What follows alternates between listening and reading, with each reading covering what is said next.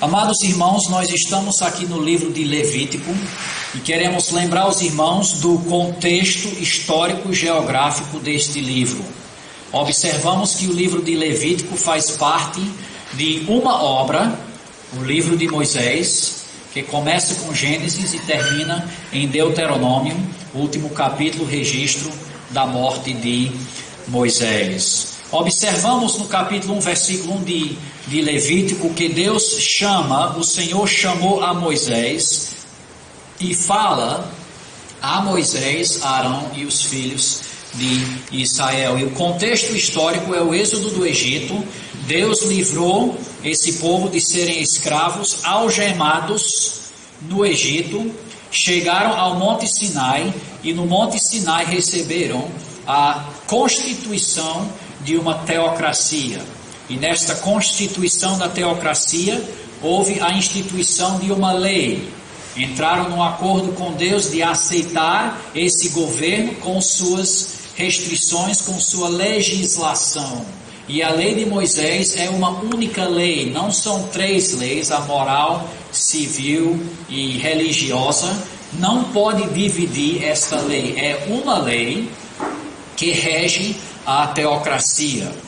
Quero que os irmãos observem que o livro de Levítico acontece no intervalo de 30 dias. Depois de receber a lei, também recebem a instrução de estabelecer o tabernáculo. Recebem as instruções, eles constroem os móveis, e em Êxodo 40, nós temos aí, o tabernáculo é erguido no deserto. E aqui nós notamos que o tabernáculo foi o meio pelo qual não somente a teocracia foi elaborada e continuada, mas também nessa teocracia havia o culto a Deus. Nota, amados irmãos, que a igreja e Estado estão vinculados. O único contexto em que nós temos separação de igreja e Estado se encontra nas palavras de Jesus: dai a César o que é de César e a Deus o que é de Deus. Um conceito incompreensível, não somente diante do contexto dos judeus, mas todas as religiões do mundo, amados irmãos, vinculam a religião e o governo, são de certa forma teocráticas.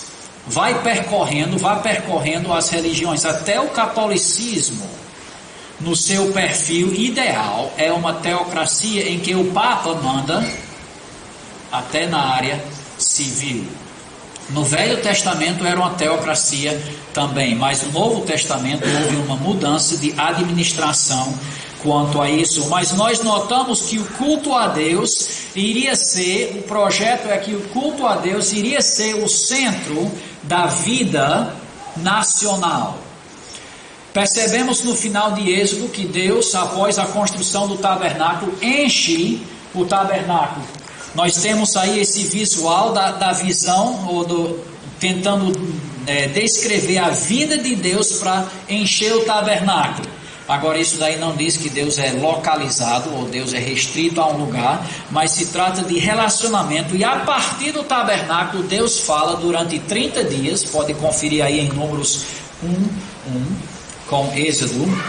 Durante 30 dias Deus fala do tabernáculo, o conteúdo de Levítico. E nesse livro nós temos não somente as ofertas, o acesso a Deus por meio de ofertas, mas também o sacerdócio. E nesses 30 dias o sacerdócio não somente recebe as suas instruções para ser estabelecida, mas o sacerdócio em si é estabelecido e passam a funcionar as instituições desta teocracia. E o propósito é que o povo cultuasse a Deus e Deus teria comunhão com o seu povo.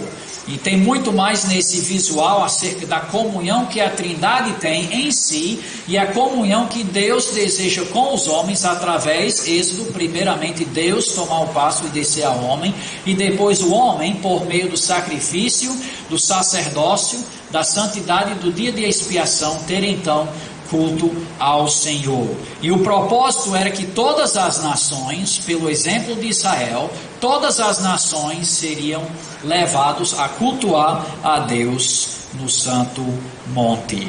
Mais tarde, posteriormente, o lugar do santuário seria estabelecido e revelado aí. Mas nós notamos, amados irmãos, o propósito ou desenvolvimento do livro de Levítico.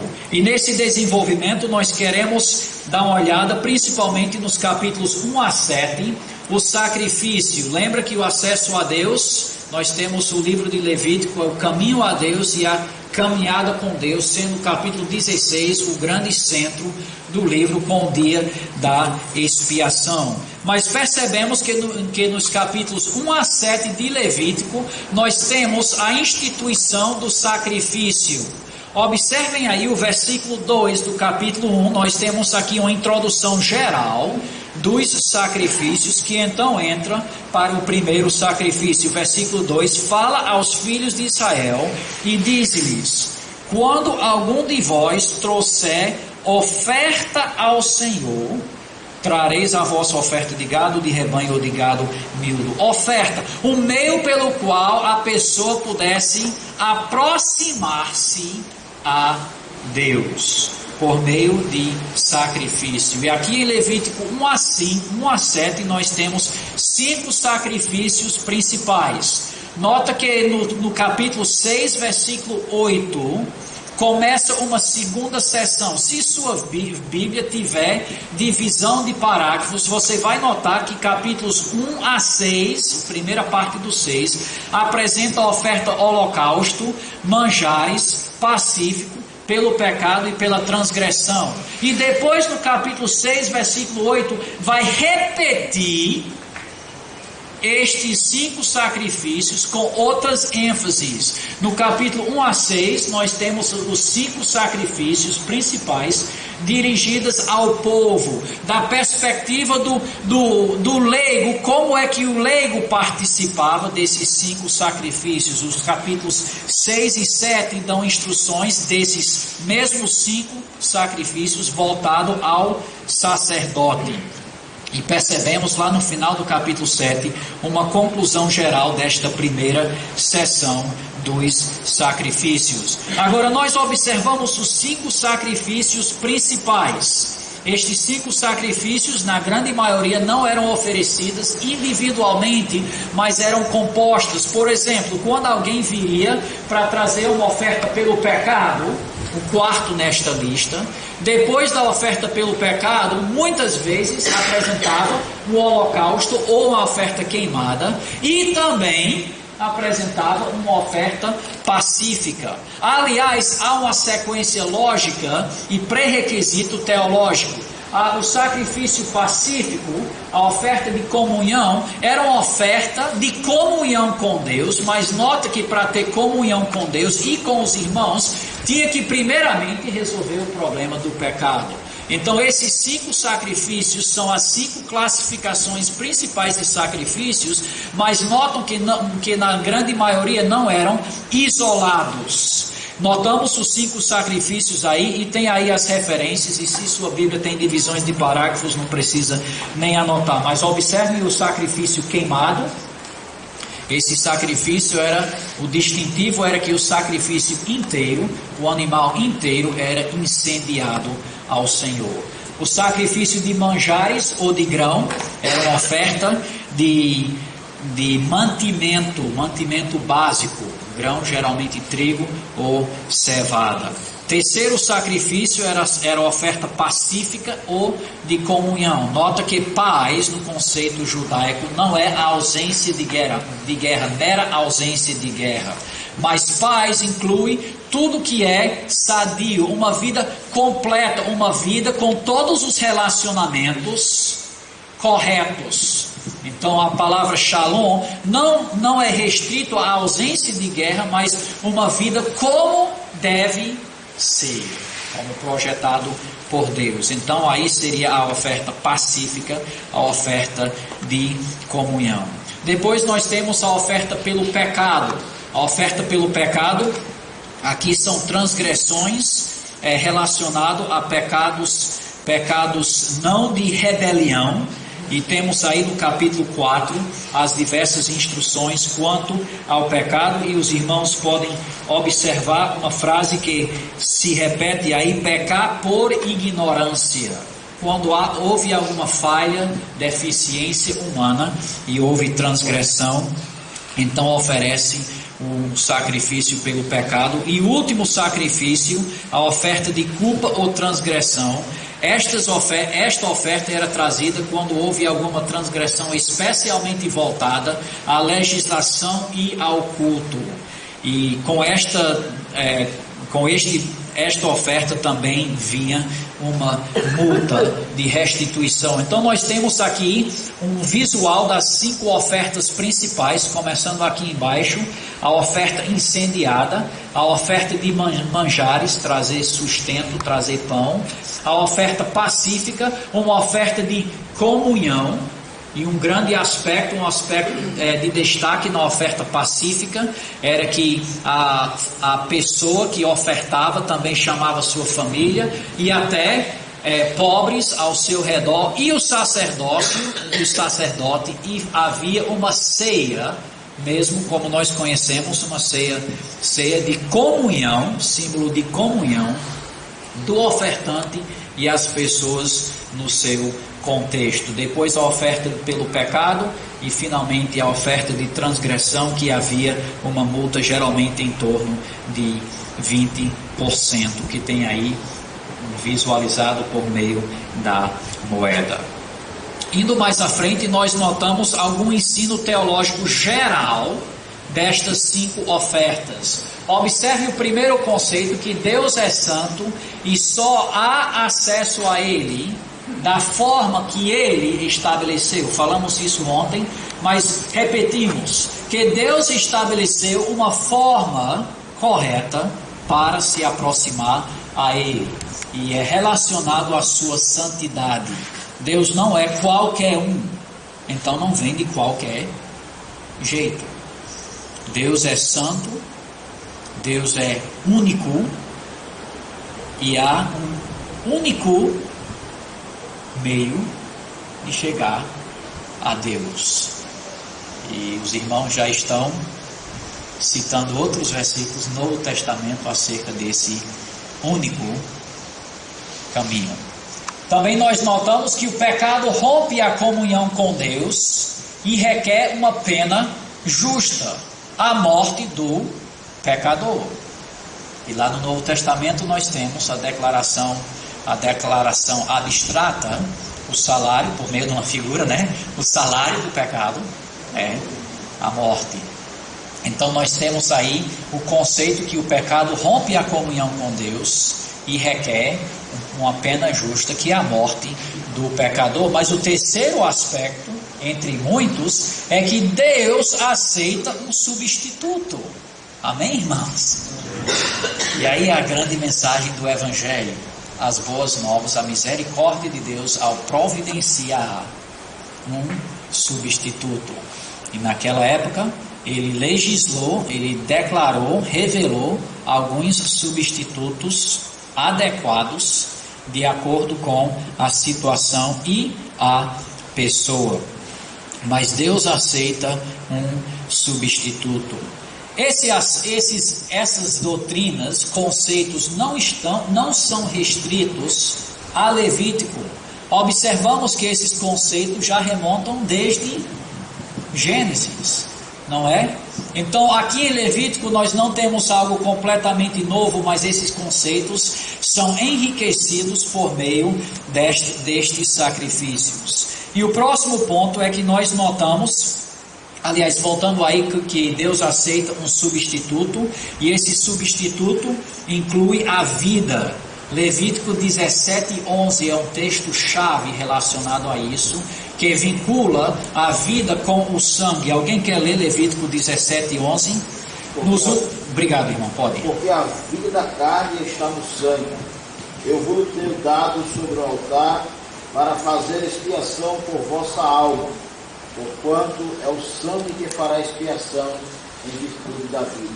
Aqui não é uma declaração biológica, apesar da importância biológica do sangue para sustentar a vida. Mas aqui nós temos uma declaração principalmente teológica, em que Deus vinculou ao sangue o símbolo de vida. Então é por isso que nós falamos acerca do sangue de Cristo. Agora nota que não é a substância em si que é mágica. Não é a composição, nem a qualidade, se é A, B, ou positivo ou negativo, que vai influenciar. É porque Deus teologicamente instituiu que o substituto seria por meio da vida, e a vida entregue era infundido, esse símbolo da vida entregue estava infundida no sangue. Então, alguns anos atrás, especialmente John MacArthur esteve à frente do movimento para não adorar o sangue em si, amenizar um pouco esse conceito de sangue. Então passou a ser uma polêmica que o sangue não era importante, mas era importante. Mas só para observar, irmãos, que não é a substância, mas é o conceito teológico da vida entregue. Então quando chega na morte de Jesus Cristo, a salvação não veio por meio da quantia de gotas de sangue derramada. A ênfase não está nos flagelos, na coroa de espinho e nesses detalhes de sofrimento físico. Por sinal, na teologia básica, o Dr. Heide esclarece que não foram os sofrimentos da sua vida que nos salvou, mas foi a sua morte pelo derramamento de sangue, símbolo da vida que foi entregue. E o conceito teológico importante é que o sangue foi entregue, ou seja, a vida foi entregue. Ou, abstratamente, Jesus morreu por nós. E aí a importância do conceito do substituto, uma vida dada em lugar ao outro. Então, se subir para Lima, ou Padre Cícero, ou para Roma, de joelhos e soltar muito sangue, se permanece vivo, não pagou por nada, porque está na vida.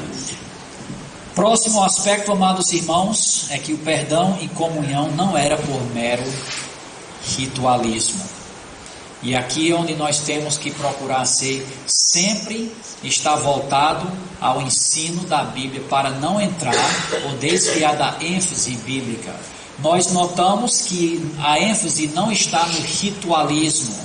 A Igreja Católica pegou muitos desses conceitos e rituais e cristianizou, ou podemos dizer paganizou, para então continuar muitos destes rituais. Mas nota que não são os rituais em si que são importantes. Agora, os rituais são importantes, porém não são importantes a sós, nem imprescindíveis. O que queremos dizer por isso? Os rituais, as formas, eram o contexto que Deus providenciou para a pessoa piedosa receber perdão, para a pessoa expressar sua dedicação e desfrutar comunhão com Deus e seu povo. Então nota que a pessoa piedosa vai observar estas leis. A pessoa piedosa vai cumprir estes rituais. Não descarta os rituais, vai cumprir. Mas o cumprimento é um cumprimento não como um fim em si, um ritualismo, mas é o contexto de obediência a Deus, pelo qual a pessoa piedosa que já tem fé vai então cultuar a Deus. Então colocamos ênfase nos rituais, mas observem que a ênfase nos rituais não é simplesmente no ritual. E aqui é onde entra uma das habilidades mais extensas do ser humano. Todo ser humano é excelente hipócrita. Todos nós somos bem dados à hipocrisia. E a diferença entre hipocrisia e piedade não é tão visível. Mesma coisa aqui. Aqui é o contexto que Deus estabeleceu para acessar a Ele. A pessoa piedosa ia obedecer estes rituais, mas também ia reconhecer que não são os rituais como fim em si, mas pela fé foi o caminho que Deus permitiu, abriu para o piedoso, a pessoa já em fé, acessar a Deus. Podemos até observar algumas exceções. Lembra lá em 1 Samuel, Ana não foi ao santuário central até que Samuel estivesse pronto para apresentar a Deus. Então nós temos aí uma pessoa piedosa que não cumpriu o ritual por alguns anos. E vamos ver mais acerca dessas exceções lá no capítulo 10. E a grande ênfase, importância lá e ênfase no Novo Testamento, no coração contrito a Deus. Irmãos, nós temos vida eterna, nós somos crentes, temos o Espírito Santo que vivificou nossas vidas espirituais. Então não precisamos ficar presas aos rituais, mas as formas permanecem importantes. Não estas formas, porque foram superadas, cumpridas por Cristo, mas não podemos descartar as formas por completo. Quero observar rapidamente, amados irmãos, a primeira oferta, a oferta queimada, que se encontra lá em capítulo 1. E como eu falei ontem à noite, irmãos, aqui não são grandes revelações, aqui não é fruto de materiais raros, disponíveis só professor de seminário ou pastor, mas se encontra num estudo detalhado do texto. O texto bíblico, com as anotações da Bíblia anotada, já é uma grande ajuda para compreender. E a maior parte do que vamos passar hoje pela manhã é simplesmente isso. Agora, os comentaristas são importantes, vão nos ajudar especialmente ao ver o Novo Testamento. Não temos disponível, mas o comentário de Wiersbe, comentário excelente, irmãos. E ele vai apontar muito bem ao Novo Testamento e o cumprimento destes sacrifícios no Novo Testamento. Se o pastor tiver a Bíblia junto com o comentário de Wiersbe, que vai ajudar a apontar o Novo Testamento, terá, amados irmãos, vários anos de material para pregar do livro de Levítico. Outra coisa, os irmãos vão observar aqui palavras entre aspas. Sugiro que, se você tem o costume de anotar sua Bíblia, anote estas palavras no texto, porque aí são as divisões naturais do texto. Eu não tenho a prática de riscar minha Bíblia muito, mas só algumas coisas breves. E na minha Bíblia eu sublinhei a palavra chamou, primeira palavra do livro, que já enfatizamos, que descreve o teor do livro. Deus fala do tabernáculo, mas a outra palavra que eu assinalei se encontra no versículo 3. Se a sua oferta for holocausto, está aí a oferta principal desse texto, o assunto principal do texto. Agora, se sua Bíblia tiver divisão de parágrafo, vai ter aí no início do capítulo 1, ou no versículo 1 ou 2 ou 3, a oferta holocausto, mas está aí no texto. Nota que a primeira oferta possível, disponível para trazer, era de gado. Então observe aí a introdução, a oferta de holocausto, repetido várias vezes no texto. E depois a primeira opção, se for de gado. E eu sublinhei só a palavra gado no versículo 3. Então nós temos aí a primeira opção para a oferta de holocausto. No versículo 10... Agora, na minha prática, entre o versículo 9 e 10, na margem eu só coloquei um risco, uma linha, que para mim é uma forma bem discreta de observar que temos uma divisão de assunto. Se você observar, pelo menos o texto da atualizada, o versículo 10 se encontra com a primeira letra em negrito. Está aí. uma mudança de assunto. Não mudança de assunto, mas novo aspecto. Nota que no versículo 10 tem a segunda opção, gado miúdo. E ele descreve de carneiro ou de cabritos. Então, se uma pessoa quiser trazer uma oferta de holocausto, versículo 3, a primeira opção era de gado, a segunda opção, no versículo 10, de gado miúdo, de carneiros ou de cabritos. Correndo mais à frente, no versículo 14, eu coloquei um traço na margem só para dividir o versículo 13 e 14 e os versículos anteriores. Nós temos aí, sublinhar a palavra, se a sua oferta ao Senhor for holocausto, versículo 14, de aves. Nota, amados irmãos, que aqui não são grandes revelações de material por fora, mas simplesmente um estudo cuidadoso. Então ele apresenta aí 3 opções para a oferta queimada, holocausto, aí no capítulo 1. Agora ele vai descrever alguns detalhes de como trazer estas 3 opções, como tratar a carcaça. Mas o que nós devemos notar na oferta queimada é o distintivo, o aspecto principal é que o animal inteiro era incendiado. Nas outras ofertas nem acontecia ou não acontecia incendiar o animal inteiro. Por sinal, na oferta de comunhão pacífica, a maior parte do animal era aproveitado. Então nota que na oferta queimada, uma oferta vista antes de Levítico, parece que Noé apresentou uma oferta queimada, aparentemente a oferta que Abraão ia oferecer no Monte Moriá e depois recebeu um substituto, foi uma oferta queimada. Mas o aspecto principal que nós notamos desta oferta queimada era que era completamente queimada, ou literalmente subida a Deus.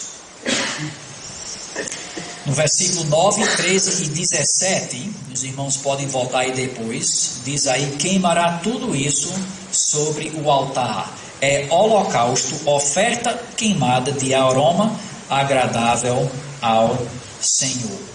Então aqui é o distintivo da oferta queimada. Não vamos descrever aí as qualificações e o procedimento da oferta queimada, mas queremos dirigir sua atenção a algumas implicações da oferta queimada. Lá em Hebreus capítulo 10, nós notamos que Cristo voluntariamente se entregou, e se entregou por completo. O texto diz até a morte de cruz. Foi uma entrega total. Convido os amados irmãos a ir a 2 Coríntios capítulo 5.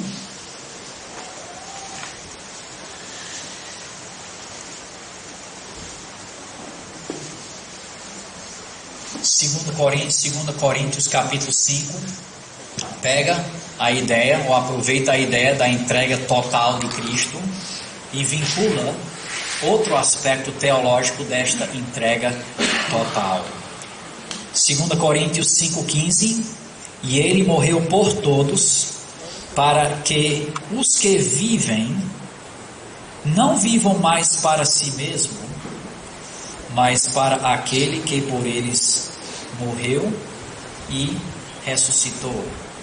Uma entrega total de Cristo, com o propósito de uma entrega total do crente a Deus. É por isso que no momento de conversão e nos convites que damos e no evangelismo, nós falamos acerca de entregar a vida a Deus. Nós notamos não somente 1 Coríntios 5,15, mas os irmãos lembram de outro texto, de uma entrega total lá em Romanos, não é? Alguém quer citar aí Romanos 12? Pela compaixão de Deus, que apresentei o vosso sacrifício. E o que é agradável a Deus é o vosso racional. E não vos conformeis neste mundo, mas transformai pela renovação da vossa mente, para que experimenteis qual seja a boa, agradável e perfeita vontade de Deus. Obrigado, irmã. E talvez os demais irmãos não ouviram cada palavra, mas sabem o texto lá em Romanos 12, 1 e 2. Apresenteis os vossos corpos como sacrifício a Deus. Agora nota a grande diferença. O nosso sacrifício é um sacrifício vivo. Aí é o erro do homem bomba. Deus quer nossa vida. Não devemos procurar a morte, mas devemos ser completamente fiéis até a morte. E se isso incluir perseguição e martírio, assim seja.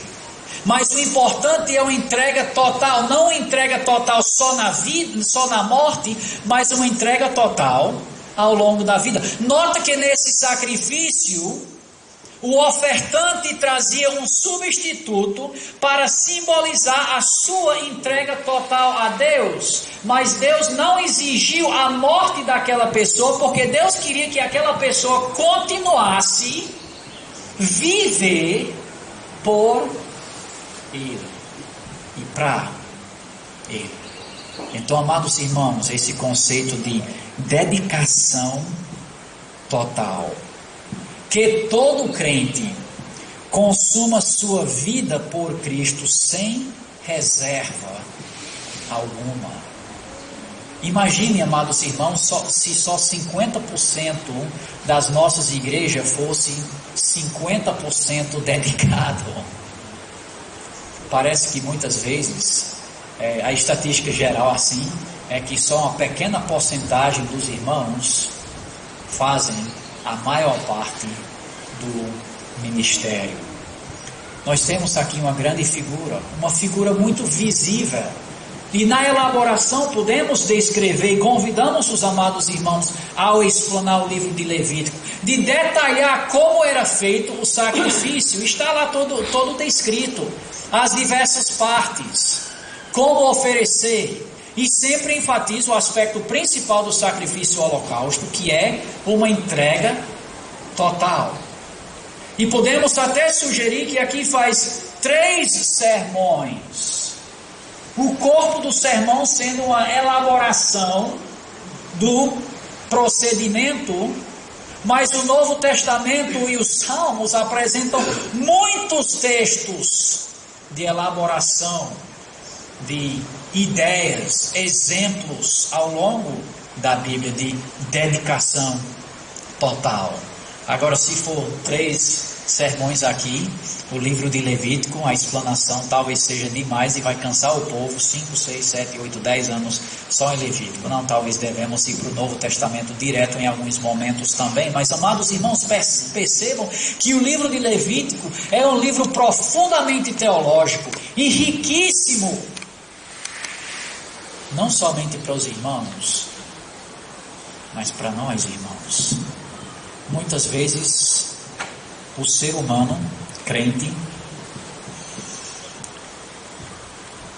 retém um pouco da sua própria, para seu próprio uso. Não, Deus pode ter essa parte da minha vida, mas eu ainda quero a minha parte também. Eu quero ainda segurar um pouco. Amados irmãos, nesta figura nós temos entrega total, devoção total a Deus. Será que você, amado irmão, está disposto a se entregar totalmente a Deus? É claro que se somos crentes, já nos entregamos. Mas nota que esta oferta era uma oferta principal, costumeira, entre as 5 principais, e sempre trazia uma oferta holocausta. Irmãos, que nós sejamos continuamente e completamente devotos a Deus.